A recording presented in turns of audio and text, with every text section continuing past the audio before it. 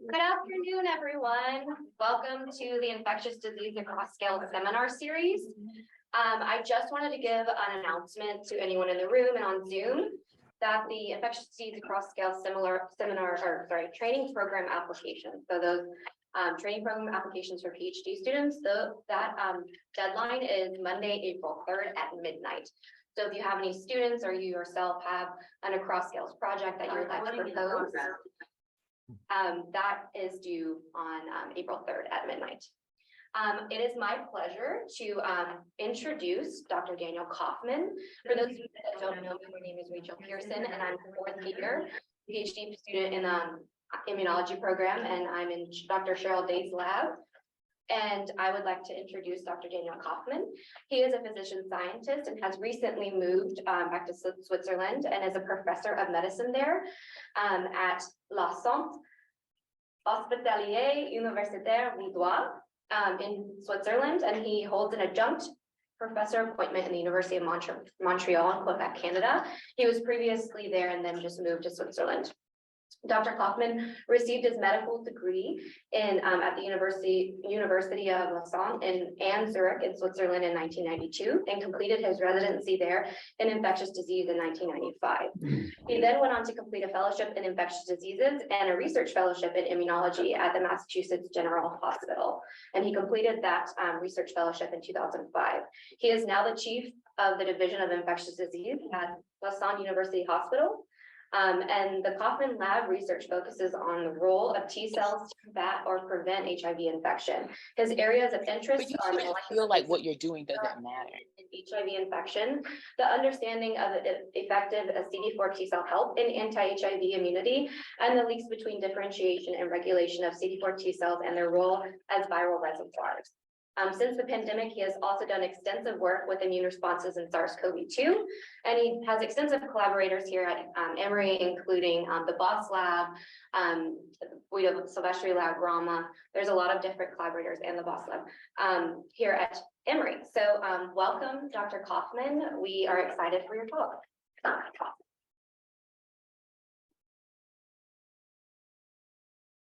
Thank you, Rachel, for the kind introduction and for the organizers to give me the opportunity to talk today. So it's a long way from Switzerland, but it's really nice to see again people in person and have the opportunity to exchange directly with collaborators, colleagues, and friends.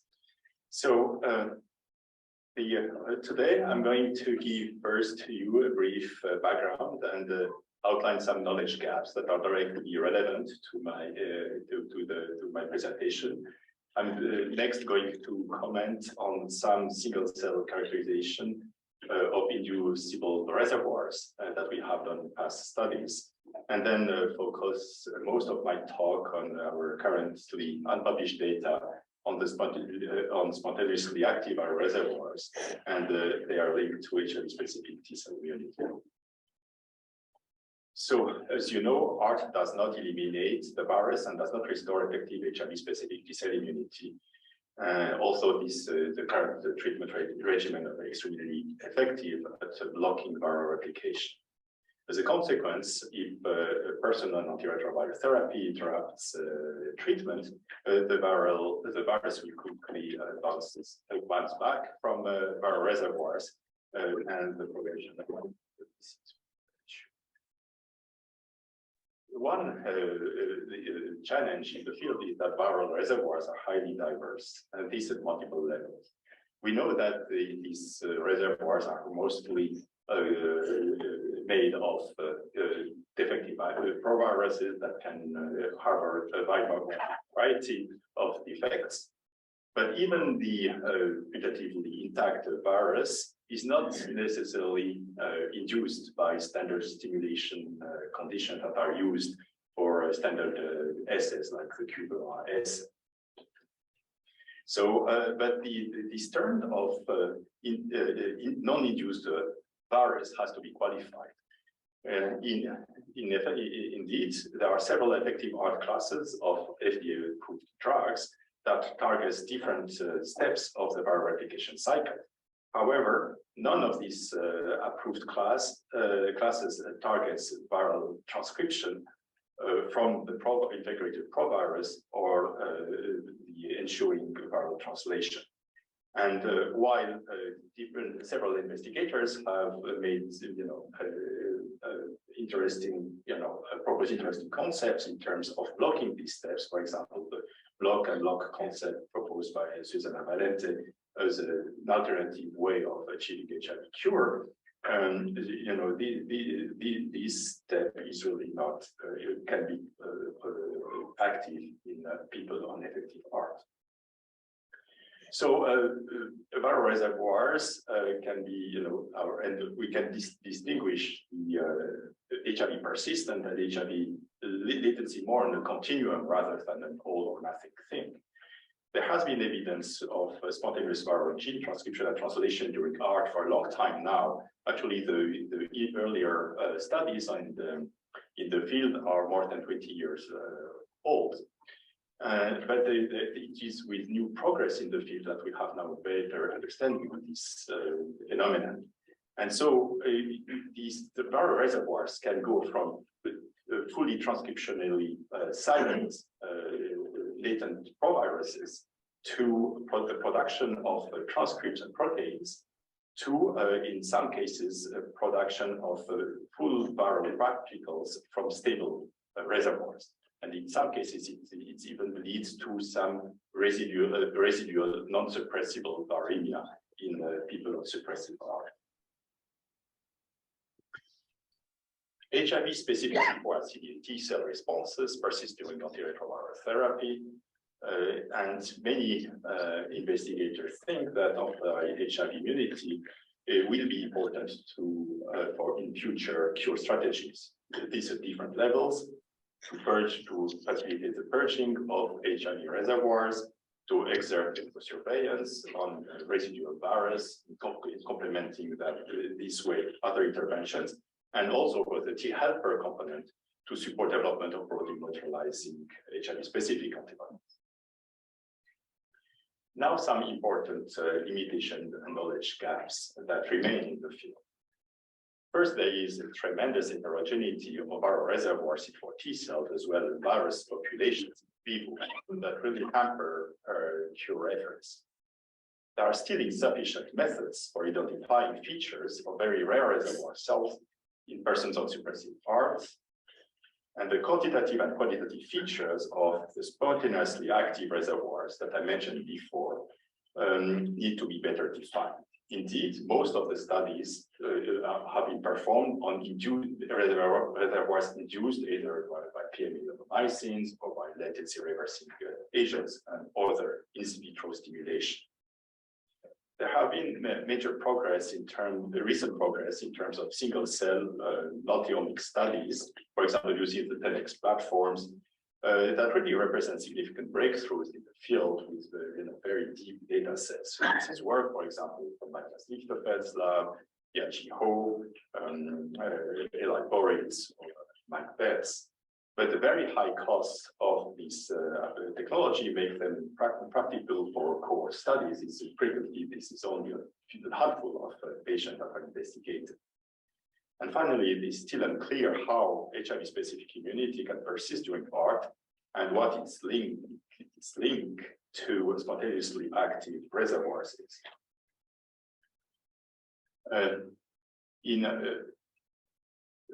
In situ hybridization techniques have been used for detection of HIV and SIV, RNA and DNA in fluorescent microscopy for a long time. And it has generated a lot of important data in the field, especially these techniques of microscopy have been invaluable to gain spatial information of the viral reservoirs. However, these data approaches have also their limitations. In humans, the obvious one is that usually we don't have access to tissue for obvious ethical reasons. And also, it's relatively low throughput in terms of the amount of the number of cells collected. And so to have statistical power is really a challenge in the case of detection of very rare events like reservoir cells. So one of the focuses of my lab have been for several years now to adapt RNA fluorescent in situ hybridization technologies to flow cytometry in order to identify and characterize very rare HIV reservoir cells. And actually the first studies and breakthrough data have been generated in my lab.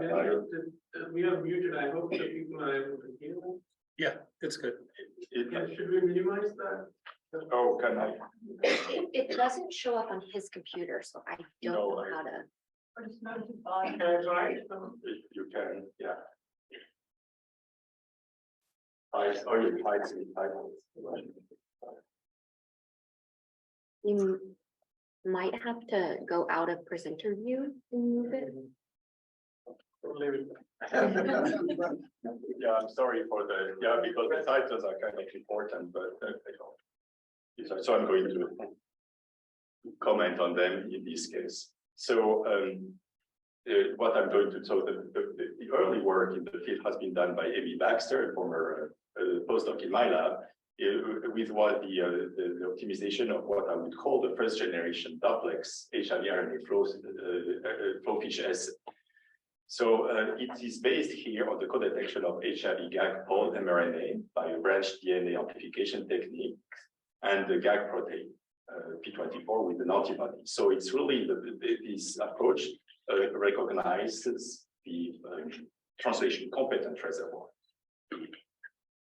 The dual detection is actually key to detect precisely very rare events to reach a high level of specificity of detection.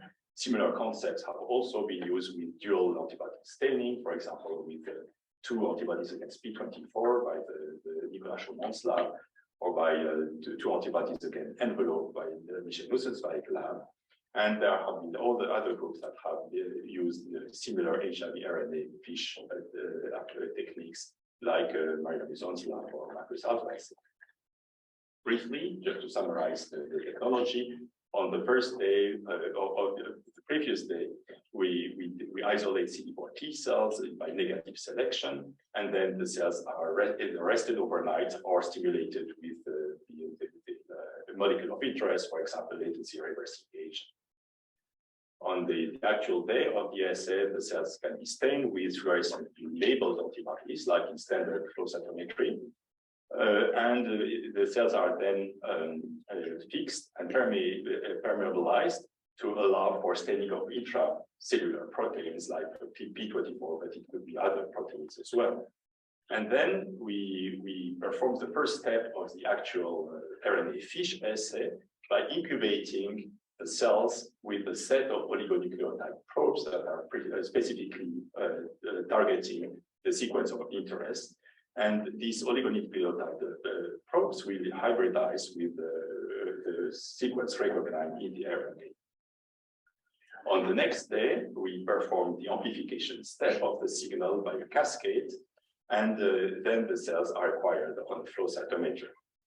This gives the typical aspect of CD4 T cells in which the autologous virus is propagated in vitro by stimulation and in vitro culture over a week. So this is an example of staining with directly ex vivo with clinical samples, as you can see here in the first panel in the uninfected control. The staining is very clean, so you have no dual positive events in the unsimulated condition, nor in the PMA ionomycin simulated condition. However, in these viremic chronic progressors, we detect easily a cloud of double positive cells, and which is further increased if the cells are stimulated with PMA ionomycin in vitro. In contrast, in this individual on suppressive heart, we have no detection in the absence of stimulation, but after PMA ionomycin, we clearly see this cloud of translation competent reservoir cells. So this is the 24-hour strip? This is a 12-hour strip. Here. Yeah, it's enough in this case. So we use this assay to profile this, to characterize this reservoir, but what was clearly apparent is that we were missing a major component of the viral reservoir, which are cells that would express viral RNA, but not proteins. So the study, we then aimed at develop further improve this assay to gain an in-depth single-cell understanding of viral reservoir regulation in primary human and NHP samples that were not only dependent on protein detection in parallel to RNA detection. HIV expression is characterized by coordinated control of transcription from the viral MTR and regulation of the levels of spliced and unspliced mRNAs. Early transcription leads to the expression of completely spliced mRNA for encoding for accessory proteins. After that transactivation, there is increase in transcription with the generation of incompletely spliced mRNAs. And after REV allows for enables egress of RNA from the nucleus, we have also persistence of full exon spliced transcripts, as well as coding of the structural protein based on this RNA. However, different groups have clearly shown that shorter abortive transcripts are quite frequent in vivo and can actually predominate on processive transcripts. For example, it's work from the Siliciano and Yucca and other groups. So what my PhD student, Jeremy Sanis, did is to establish a multiplex mRNA flow fish assay to simultaneously detect the 3 viral RNAs using different fluorochromes along with GAG protein staining and phenotyping. This is an example here of the combination we frequently use in the lab with the 5' these 5' exon probes is actually targeting well-conserved 5' exon sequences across the whole genome, and it ensures a very broad coverage of our RNA positive cells. We have a second probe set that targets GAG RNA, and this probe will detect unspliced RNA as well as abortive elongation. And we also have a third set that targets the 3' region of the genome and overlaps with the NEF coding sequence. And the positivity for this probe will indicate processive transcription.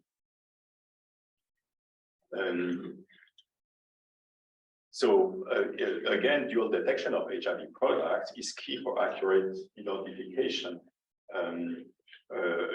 of rare viral reservoir cells. And therefore, in the analytical strategy, cells defined as HIV are defined as HIV positive if they are 5' exon positive and positive for any of the other HIV markers. So either they are 3' exon or GAG RNA or P24 positive. And this fax plot on the right gives an example of the staining we obtained.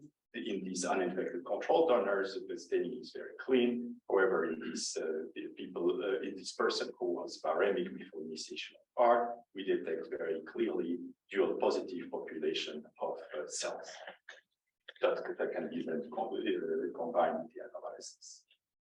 We applied this technique to 2-3 cohorts of individuals, uninfected donors, viremic people before initiation of ART, and people on suppressive antiretroviral therapy. And you can see that here that for the ART suppressed people, we can easily induce by PMA on IC stimulation a fairly large population of viral RNA positive cells. That is in the range usually about 50 to 100 cells, also with wide variation. So how does this assay frequency compare with standard measurements of HIV reservoirs? This is illustrated here. So this frequency were a few times lower than those observed for integrated DNA, but also about 20 times higher than those we observed with the P24 positive cells. In other terms, when with the proportion of P24 positive cells in the viral RNA positive cells is high in the untreated individuals, it constitutes the majority of the cells, whereas it's only a few percent in suppressive parts. So in conclusion, probing the RNA cells, irrespective of HIV protein translation, maximizes the detection of reactivated viral reservoirs on suppressive parts. Then I'll compare with if you use intact tissue in DNA instead of the Oh, so it's also a few percent. So it's we haven't here, in the same patient, because I'm just a bit concerned to make this comparison, whereas we don't have this data in the actual patient. But you will see that we have looked at intactness in this reservoir afterwards. So I think it's going to be more direct comparison. Really sorry for the title missing, because it's kind of important information, so some good to read. So when I say that, I'm going to remind you. So what we did here is Boolean gating analysis to analyze the profiles of HIV transcription and translation post-ART compared with the pre-ART features. So as I mentioned to you, we consider that to analyze these cells, we consider cells that are the only cells that are 5' exon positive. So it gives a broad view of the positive cells, and co-expression of the other 3 HIV products. So it makes 8 possible combinations. We dropped the cells that are only positive for 5' exon because it's not specific enough. And we have also 3 marginal populations that we essentially don't observe, and it's not surprising because it's P24 expression alone, which would not be compatible with the biology. So if we end up with 4 populations that we can interpret, and also the rigorous interpretation requires the actual sequencing, and I'm going to get back to that later. We can essentially make some preliminary conclusions. So expression of the 3 RNA, so 5' exon GAG RNA and the 3' exon suggest full-length transcript and no translation if it's negative of P24. If the cells are positive for the 5' exon and GAG RNA only, it suggests abortive transcription or defective virus. If the cells are positive for the 5' exon, not for GAG, but positive for 3' exon RNA, it suggests either defective virus or overly spliced virus. And finally, if the cells are positive for the 4 HIV markers, it suggests full-length transcripts and translation. And we can see here, when we compare the profile of the cells stimulated by PM-vancomycin, that in untreated donors, the profile is very different from what we observe on ART. So, but to have the mechanistic insight about what is going on in this different population identified. So your earlier pie chart, you go back. Yeah. The ART duration of ART making a difference in that. So ART. Yes. Yeah, it goes. So you see that in here you have this proportion of cells are completely changed once a virus is suppressed by ART. So you have, for example, this population of 5' exon GAG positive cell, this blue one, increases on therapy. The one that are here is also increased on ART, whereas it's compared to the untreated. However, the P24 population is really reduced in a major way. Okay, so it's really a very, a lot of differences here. However, to get a mechanistic insight into what is going on in this different population, it's really important to sequence the virus and be able to correlate that. So to do that, we worked with Nicolas Chaumont and his group, and we did single cell near full-length proviral DNA on indexed sorted cells. We then performed near full-length DNA amplification and the DNA sequencing with the long-read technique, so on a PacBio platform. And we could obtain, actually, we could then observe a number of different types of defects as expected in these cells. We detected inversion, hypermutations, large deletions, stop codons and frameshift alteration, as well as mutation in the packaging sequence. While these defects were widespread in the different categories in the population identified by flow cytometry, you see that the relative proportion of these different defect is quite different depending on the phenotypic profile. We also look to try to infer the darkness of the viruses identified by the multiplex RNA flow fish. Activation of. Technique developed by Sarah Palmer, where it's really a sequential elimination of the virus to see, each time, to see which ones actually survives to this selection process. And any virus that has any of these major defects is considered defective. And why the prevalence of the different defects is different according to the different HIV positive population. For example, you see that major deletion are much more frequent in the NEF positive population here than in the P24 population. We ended up only with 2 intact sequences over the 196 sequences analyzed. So very few actually intact virus. We could also analyze these data to infer information about the proviral clones present in these different patients. So this is an example of one of the ART suppressed individual, 3 ART suppressed individuals we studied, and in this person we could detect 2 large clones. And this is something interesting here. One of the clones was very homogeneous in terms of its phenotype for transcription. So essentially it was this clone expressed 5' RNA and only NEF RNA. However, these other clones adopted different profiles in terms of phenotypic profiles in terms of expression of HIV products, which really suggests that there are also besides the proviral sequence, there are also cell intrinsic mechanisms that contributes to these different patterns of transcription and translation.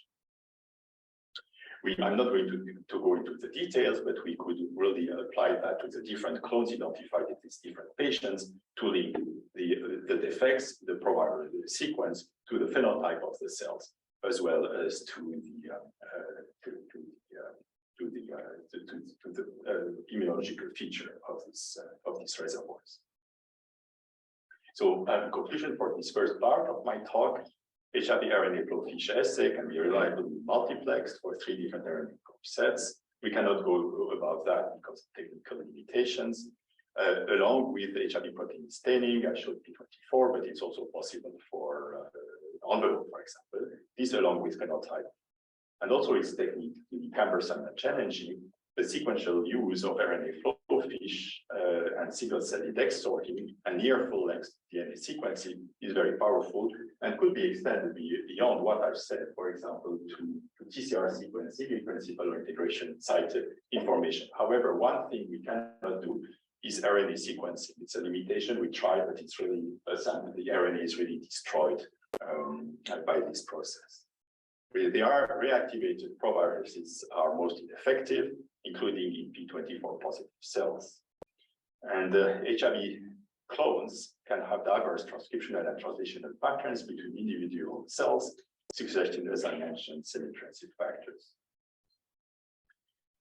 So these first studies were all done on inducible reservoirs. So the cells were analyzed after stimulation, either by PMA or with lattice reversing agents. But what could be more relevant in vivo are cells that spontaneously express HIV,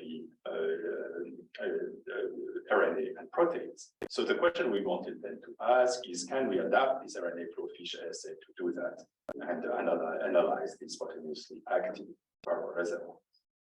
So this is work done by my senior staff scientist, Mathieu Dubé. What Mathieu did is actually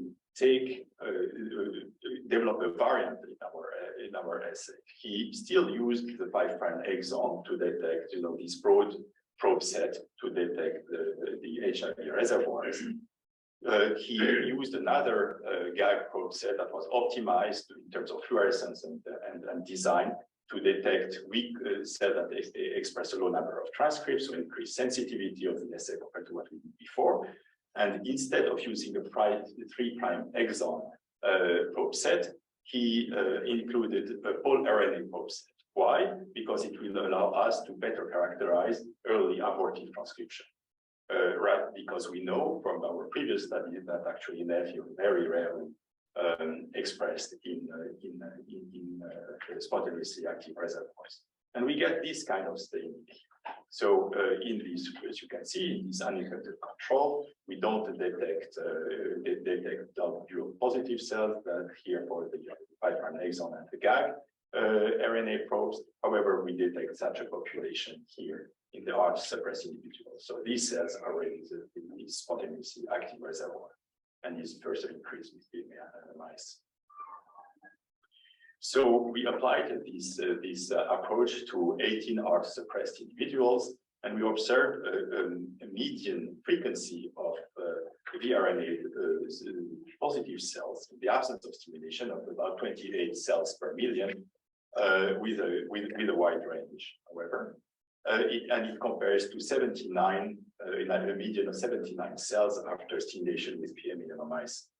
So when we compare these metrics to standard measurements of HIV reservoir, we see then again that the spontaneous viral RNA positive reservoir is about 3 times lower than the inducible vRNA positive reservoirs, but it's still quite sizable, which in turn is about 12 times lower than the integrated DNA reservoir. These spontaneous vRNA positive reservoirs correlates directly with the total DNA reservoirs. It also positively correlates with integrated DNA, but the strongest association is between the spontaneous and the induced viral RNA positive reservoir. We also sought to determine correlation of spontaneous vRNA expression with standard clinical and clinical lab parameters, and actually we found relatively limited correlation. We find some correlation with the inducible reservoir with the time of infection and the time of part, and a weak correlation between the spontaneous reservoir and the time prior to ours, so since HIV acquisition. But it was not a predominant feature, and we didn't find any association with the CD4, CD8 counts, nor with the pre-ART viral loads. Protein translation is very rare in spontaneously active reservoirs. And this is summarized here, where we see that the RNA positive cells here are, as I mentioned, about 28 cells per million in our cohort, but the frequency of the cell that spontaneously express P24 is very small. We detected such cells in only 7 out of 18 patients. But as you will see, I think this population is really important from a mechanistic point of view. And there was no correlation between the spontaneous P24 positive reservoir and this inducible P24 positive reservoir. So then how many cells do you acquire for analysis? Yeah, you need usually to have at least 1 million cells. So you need to start with 2 million, you start with 10 million cells to get about 1 million events and do the statistics to do potency. So it's quite self-consuming as an assay, I must say. And of course, the more you acquire, the more precise you are. Do you know if there is a differential distribution of these spontaneous replicating cells in tissue compartment? We don't, but we are working on that with on NHP studies. So we have a collaboration with Estes and Nicolas Chaumont, and we also got the help from Yerko for some of these samples we are doing this. But we don't have access to such samples in humans. So we can, like as I did before, we can also, it's really annoying that we don't see the title. I'm ready to read that. I would like to say that spontaneous active reservoirs are dominated by short abortive RNA positive transcripts. And I'm going to show that we did the same kind of multiplexed analysis that I did before with inducible reservoirs. So we have this different combination with only the first 4 being relevant. And one you can see in the spontaneously active reservoirs is that it is largely dominated by this blue population, which which correspond to indeed abortive transcripts, so cells that are only positive for exon RNA and the GAG RNA, but negative for Pol and P24. And we have only a small population that express Pol either alone or in combination with the GAG RNA. It's very different from what we see in the PMA mycin-inducible reservoir. We have shown previously that the fluorescence intensity of RNA flow fish stain cells can be used as a semi-quantitative measurements of the level of transcription for the given gene in the cells. So we measured the fluorescence intensity for the 3 different genes, so exon, GAG, and Pol. And we indeed saw that the spontaneously active reservoirs have a low level of gene transcription compared to the cells that are induced by PMA-mycin. And what we see actually in the PMA-mycin stimulated cells, that there is a tail of distribution with very high transcription number of transcripts, and this contains actually the cells producing proteins like P24. So most of the studies in terms of phenotyping of reservoirs by flow cytometries have been done on stimulated cells, PMA-arrays, PMA-mycin. But this is a problem because it changes the phenotype of the cells potentially. But in these cases, we were looking at spontaneously active reservoirs, unperturbed reservoirs. We have an ideal setting to perform an in-depth characterization of these cells. And it's what we did here with the PAX21 color panel on the PAX cytometer. So beside HIV probes and P24, we stain for chemokine receptors. We, of course, they are not specific for different lineages, but still CXCR5 is enriched on TFH cells, CXCR3 is enriched on TH1 cells, CCR6 on TH17 and TH22 cells, and CXCR4 is also expressed on these cells plus TH2 and Tregs. We included also activation markers, so CD38, HDR, and ICOS, the inhibitory checkpoint, PD1, gut-homing markers, integrin beta 7 and CD103, as well as Ki67 as a marker of cell cycle proliferation. And we also included CD45, RA, CCR7, and CD27 as classical markers of memory and differentiation. So here is the human representation of clusters obtained by phenograph. We have the total CD4 T cells here on the left, and you can see that the cluster identified 8 populations that are well distributed over the whole map. And this is different from the spontaneously viral RNA positive cells. There are also cells that we can find cells also everywhere, but there is definitely the paucity of cells in some of the area of the map, and some other areas are enriched in viral reservoir cells. The heat map here on the left shows that there is, some population are closer to others in terms of distribution of these surface markers.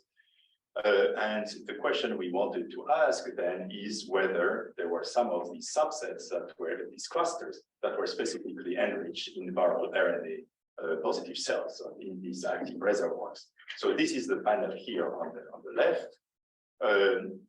The panel here, the population C7, C6, and C2 are enriched in markers compatible with TH17 cells. And you can see here that there is an enrichment in viral reservoir cells in these populations. In contrast, the cluster C3 and C5 frequently that are compatible with TH1 differentiated cells also frequently contain viral reservoirs, viral RNA positive cells, but they are not specifically enriched. And in contrast, at the other extreme, the cluster C8, C1, and C4, that are naive-like cells, or close to naive, are actually poor, contain very few viral RNA positive cells. So definitely an uneven distribution. We also conducted supervised analysis of using the memory differentiation markers, using this classical staining and gating strategy. And here again, we see that unsurprisingly, the naive cells have a paucity of reservoir cells, and that the central memory cells and the transitional memory cells are enriched in reservoirs, in these active reservoirs.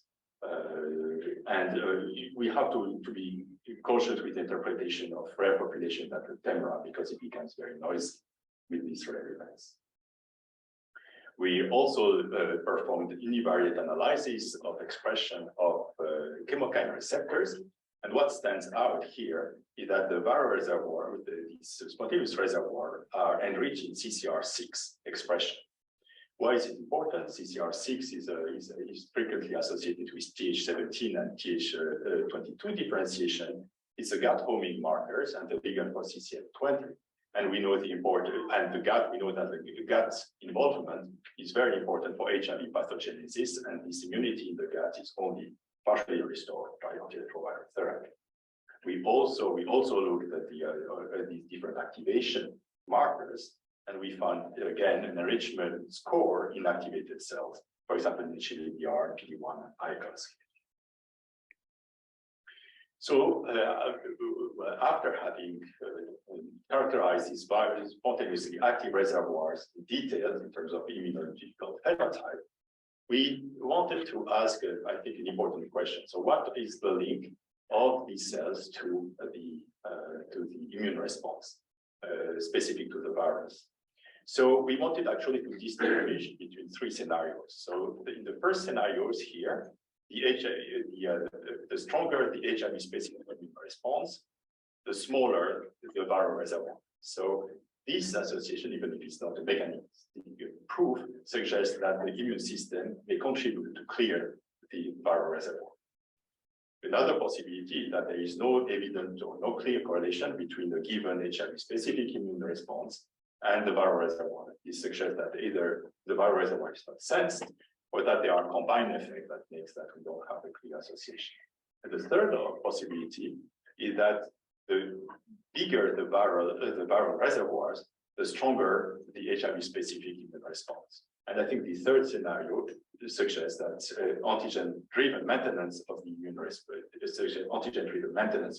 immune responses with the immune response following rather than leading the interaction. So we looked at the HIV-specific CD4 T cell and CD8 T cell responses in two ways. First, by the traditional approach, intracellular cytokine staining assay, where the cells are stimulated in vitro with a cognate HIV antigen with the addition of preferred-1 enzyme to block cytokine secretion, and then we perform staining of the IL-2 interferon gamma and TNF within the cells. Here we also use CD69 simply to clean up background that happens sometimes with TNF. But basically, when we do that, we can detect easily CD4 and CD8 T cell responses in most individuals. Also, the responses are small, but people on antiretroviral therapy. And we did that using peptide pools for the matching the consensus speed, HIV sequence for GAG, POL, envelope, and NEF. But actually, we thought that it was important to complement this ICS assay with another technique that would be more function agnostic. Why? Because the standard ICS panels are very Th1 biased, so we miss a lot of the immune responses that are important corresponding to other CD4 T cell subsets. So one technique we used actually first was the co-expression, was the labeling for CD69 and CD40 ligand. The concept of activation induced marker assay is that when you stimulate cells in vitro with cognate antigen, for example, an HIV peptide pool, there will be after a few hours upregulation of activation marker that will occur only in the cell that responds to the antigen. And by identifying cells that co-express the two markers, we can have identification of the antigen-specific CD4 response. The big advantage is that this technique also captures CXCL13, IL-21, IL-17, IL-22 secreting cells, so much broader than the Th1 oriented ICS panels. And what we see also related to that, when someone is put on antiretrovirus therapy, there is a big drop of the HIV-specific responses measured by ICS. It is illustrated here, big drop. However, when we measure the HIV-specific responses by AMS, the response appear much more stable. It's because there is a shift of function rather than the disparition.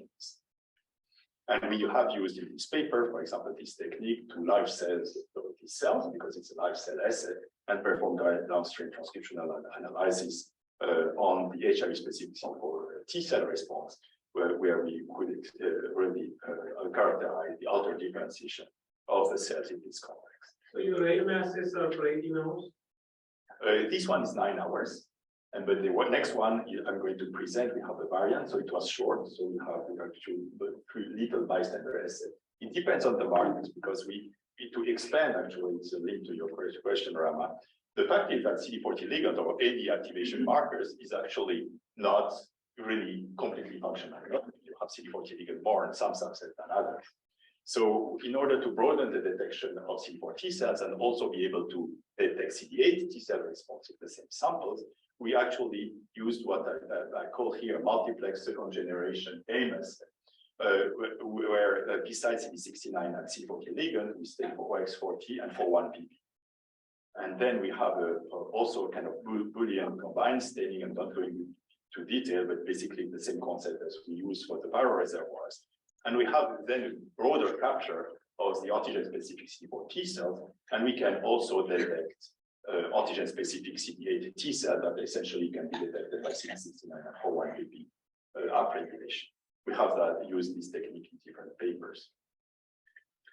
So we looked at the association of the viral RNA reservoir with the ICS for T cell responses, and this is summarized here. So there was no correlation between the CD4 ICS response and integrated DNA.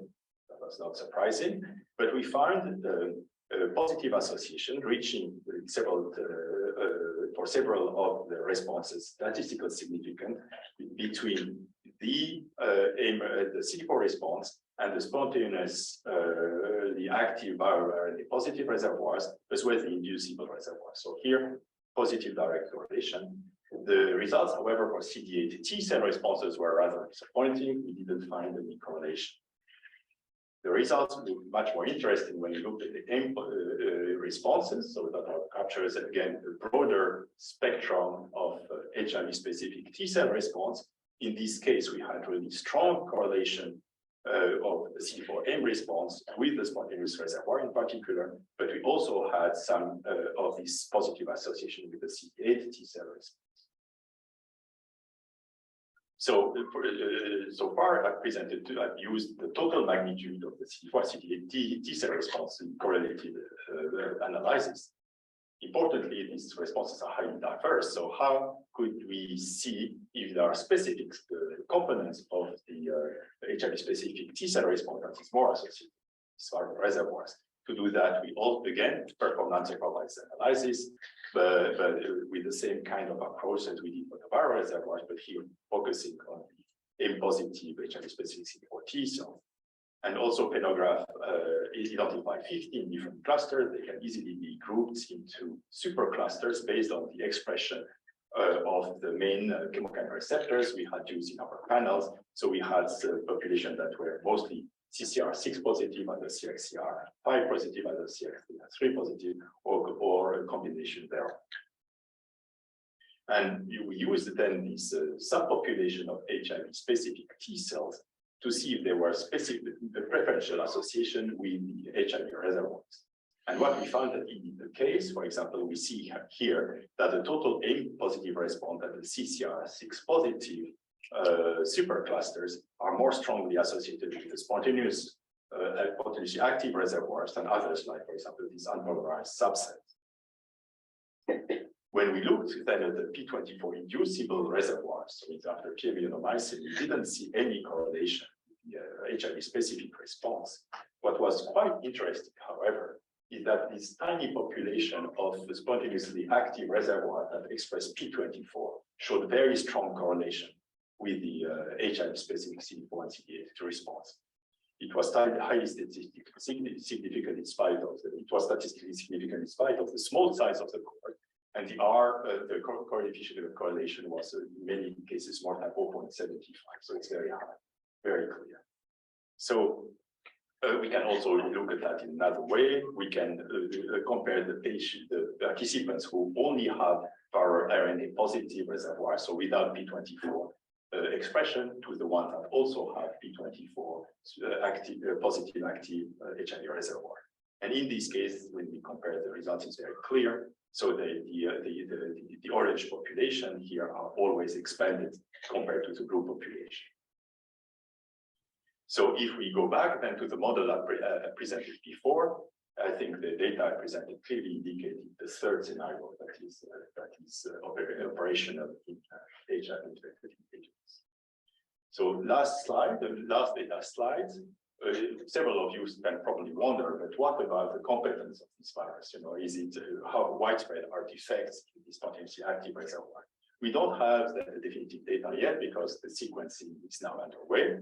But we can already have a very good idea based on the length of the amplicons we have obtained. So we did also single cell sorting as we did previously, but here in the spontaneous reservoirs.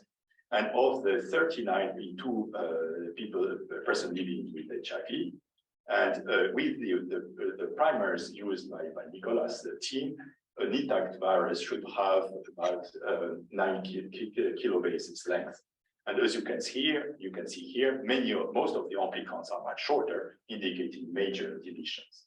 So in other terms, most of these spontaneously active reservoirs is actually defective, but still seems to have really immunological effects. So in conclusion, we detect by flow cytometry spontaneously active HIV transcription in blood of 14 out of 18 people with HIV, with this median of 8 cells per million. Abortive transcription is predominant, but P24 expressing cells are also present inside the subset. These active reservoirs are very phenotypically diverse, but still there are mostly central memory cells that are enriched in cell expressing CCR6 again, and activation markers.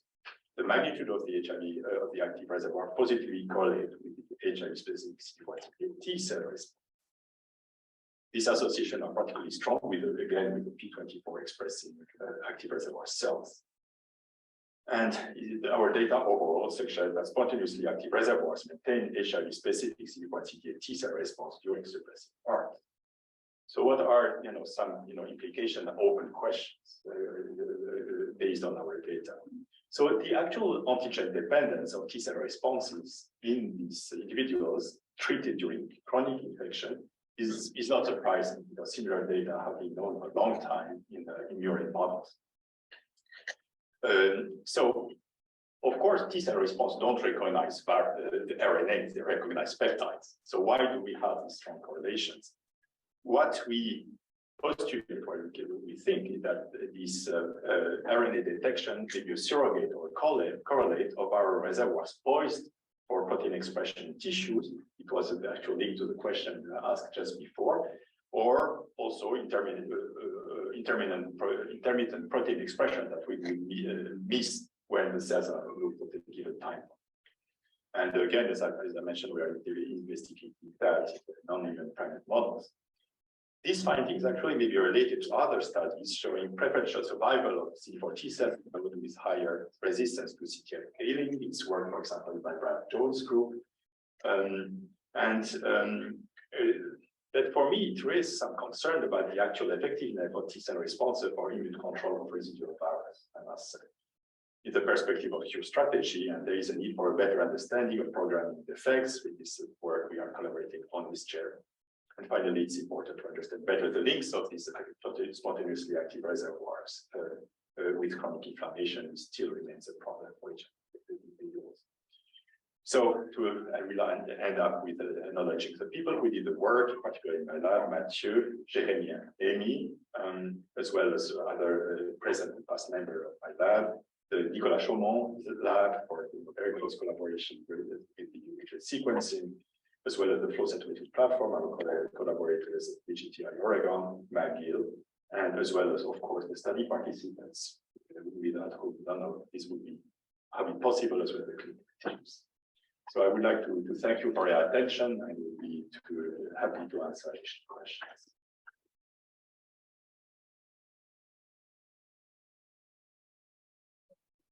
Based on our own experience in COVID setting in monkey, we know that there's about 1924 difference between total DNA and total RNA. So there's a large chunk of these reservoirs completely flat. So I was thinking based on your technique that what would be the technical challenges if you do a DNA fish instead of RNA fish? Yeah, that's a very good question. I've been asked that several times. We haven't got that yet. So yes, it would be ideal actually to also develop a DNA fish. Combining that with RNA fish would be great. But there is a problem here of sensitivity of the assay. I haven't gone to that, but we are not it's not a single copy assay. You get to that with microscopy.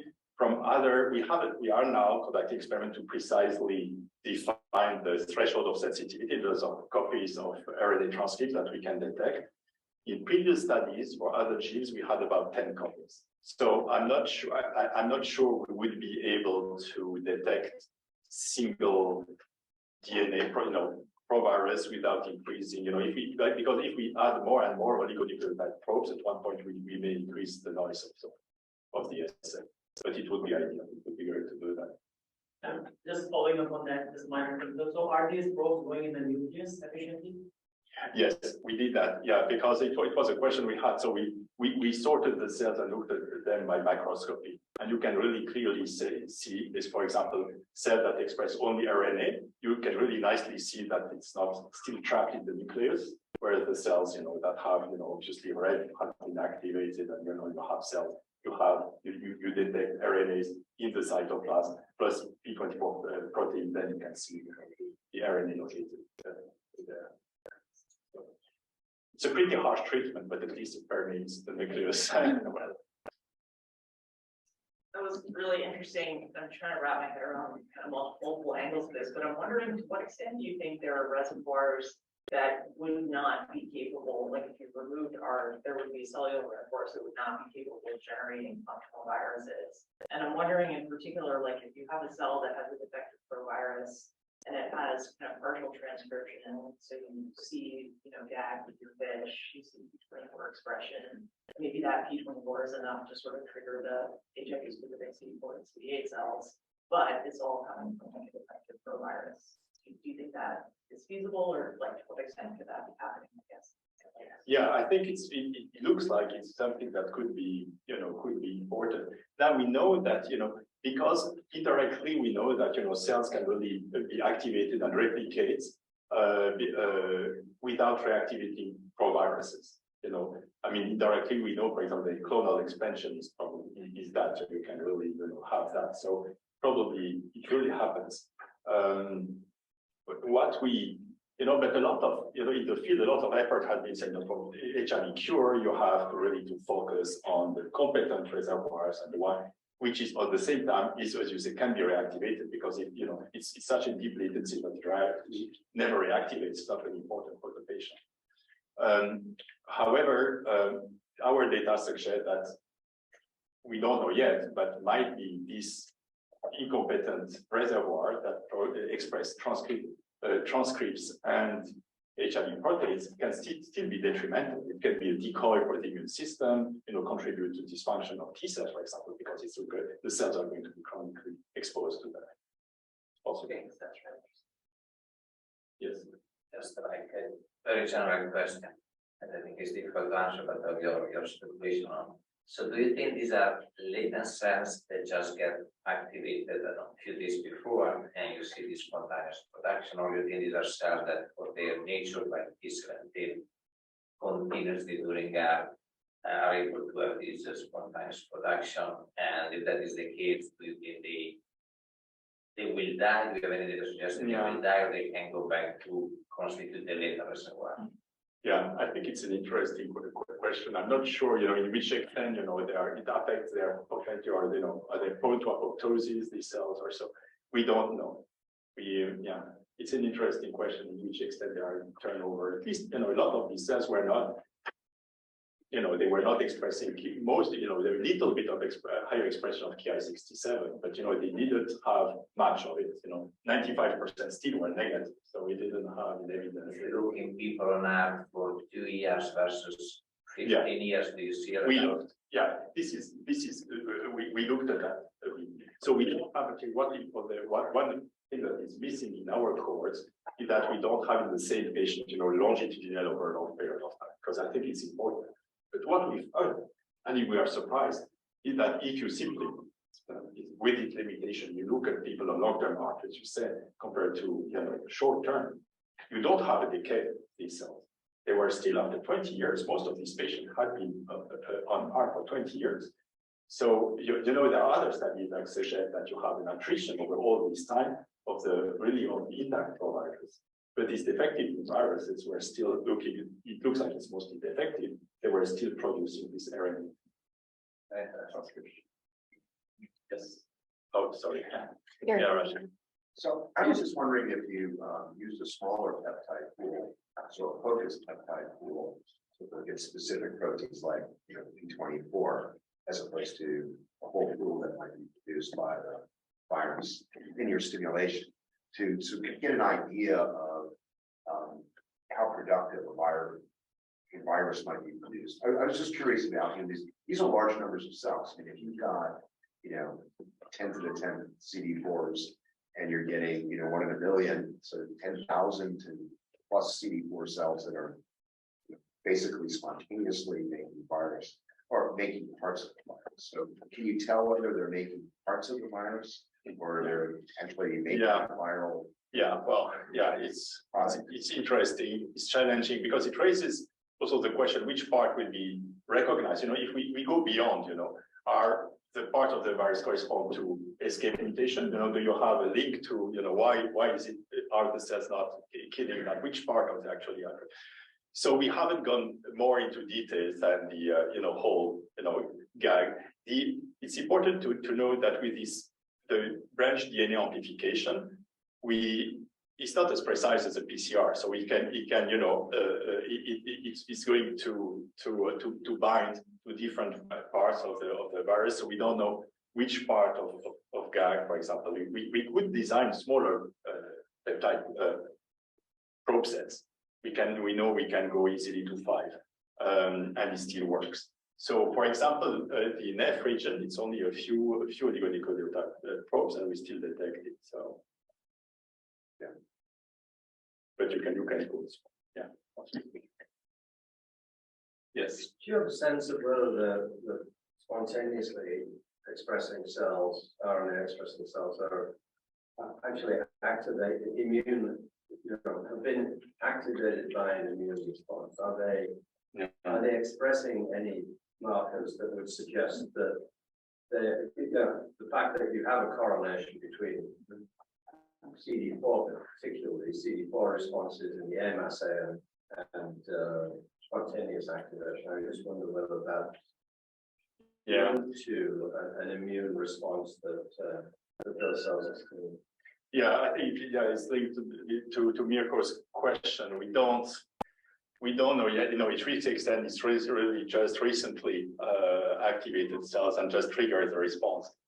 How would we address this question specifically? We can, we looked at recent markers of activate, more recent marker of activation, but we don't know.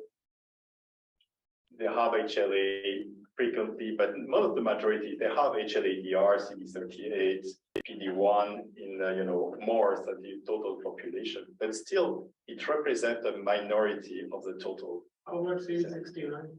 Yes, CD69. Unfortunately, it's what when I was thinking that, we didn't include CD69 in this panel because I think it will be interesting potentially to see the, recent activation. For example, some of what we could have done, but, the panels have some constraints.